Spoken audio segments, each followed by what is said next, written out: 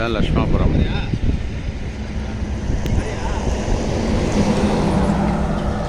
பெரிய road work நடந்துகிட்ருக்கு. லட்சுமாபுரம் ஊர்லேருந்து ஆட்டோ வருது.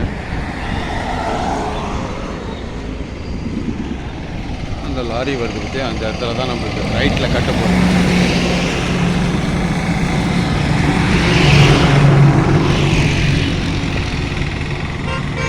இதெல்லாம் ஃபுல்லாக விவசாயம். அதோ ஒருத்தர் நடந்து போகிறாரு, ஒருத்தர் நடந்து போகிறாரு. அந்த இடம் தான் வந்து இந்த லேண்டுக்கு போகிற இது.